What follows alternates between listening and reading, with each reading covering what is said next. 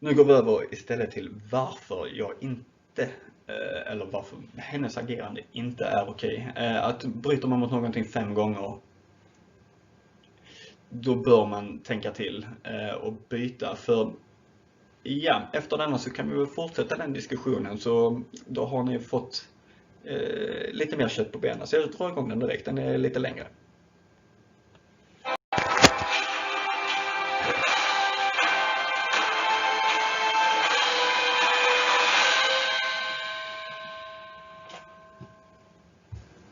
I'm going to give you some of the secrets about how we make you buy what we want to buy.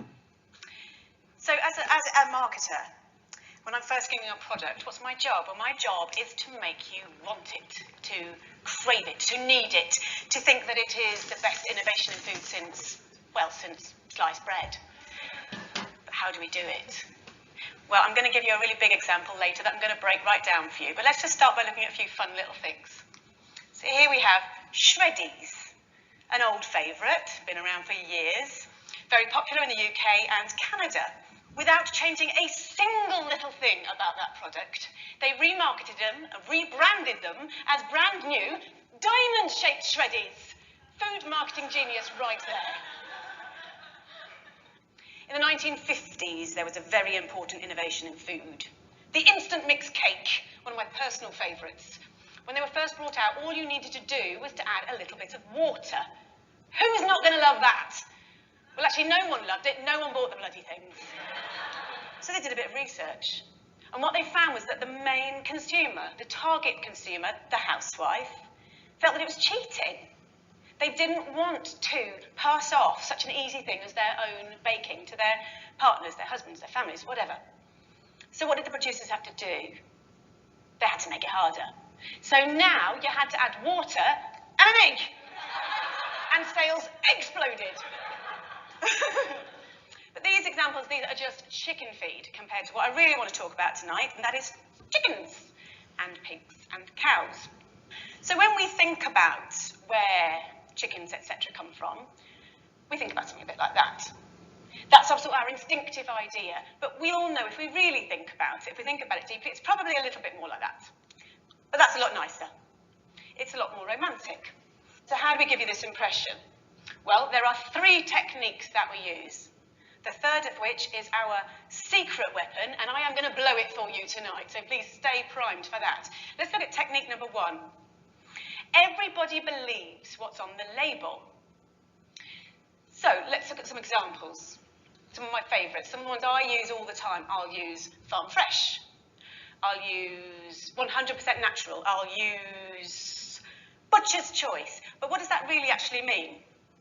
Well, truthfully, it doesn't mean very much. We see that on the label, we feel a bit more confident. But let's have a look at what a farm really looks like. It probably looks like that. Now, this is a concentrated animal feeding operation. I'm going to run that past you again. It's a concentrated animal feeding operation. That's not going to look great on a label. Hence, we use farm fresh. Innovation number 2, this is what we use. We focus on progress. Intensive farming was born out of necessity. At the end of the Second World War, resources were extremely tight. Farming had to be by necessity very, very economical. And we've learned from that, and we've built from that, and we're able to now raise more and more animals in smaller and smaller spaces. So we've got extremely good at it. If we looked at a room of about this size, and this were turned into a chicken barn, it's a 100-seat theatre, how many chickens could we probably fit in this room now? I'm going to say about 4,000. It's pretty impressive, isn't it? It'd probably look a little bit like that. Now, the public aren't going to be massively keen on that idea, and it's my job to make them feel a little bit better about it. So how do I do it? Well, a basic principle of marketing. We use the right choice of words, and by using the right choice of words, we can make the conversation, we can focus the conversation the way we want it to. So we'll use an example like this. When you look at that picture, where is your eye drawn? It's drawn right to the middle of the page, massive letters, we've got strive to optimise. What we're looking at in the picture, in reverse, looks a bit like that, but this looks a lot nicer, because we're looking at strive to optimise. It makes us feel that there's progress. We feel good. So the challenge for the marketers is to make the public feel comfortable with what they're seeing. one of the side effects of intensive farming, of having so many animals in such a small space, unfortunately, is obviously disease, because you put so many animals into a small space, they're going to get sick. It is no secret that 50% of all the antibiotics in the world are used on farmed animals. So how do we make the public feel okay with this? How does that happen? My job. How do I do it? I use the language of innovation. So we're going back to our old friends at porkcares.org. And what they do is they say, as farming has become more efficient, veterinarians have incorporated new technologies and methods into practice. This makes us feel good. This is positive. Yeah? This is progress. And when we're then marketing to future consumers, we would perhaps use something like this. This is a colouring book. Pigs and pork. It's absolutely gorgeous. And what we're doing here is we're getting the children to focus on the fact that we're using innovation. So by bringing the pigs out from the muddy fields and into the clean barns, we're taking them away from all that nasty, dirty mud and all the diseases that are lurking there within. Positive. So onto our secret weapon. This is what we really need to focus on. So these two techniques alone, they are not going to work. We need a secret weapon, number 3. It is actually in this room right now. Secret weapon! It is you! So how do we do it?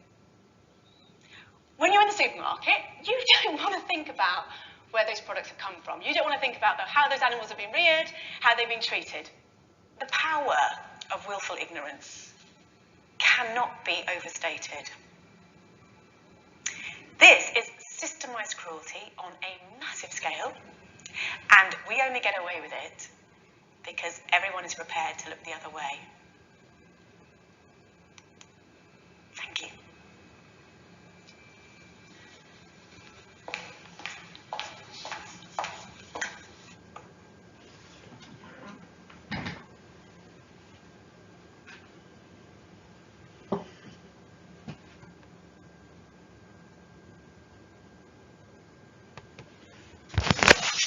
Yes.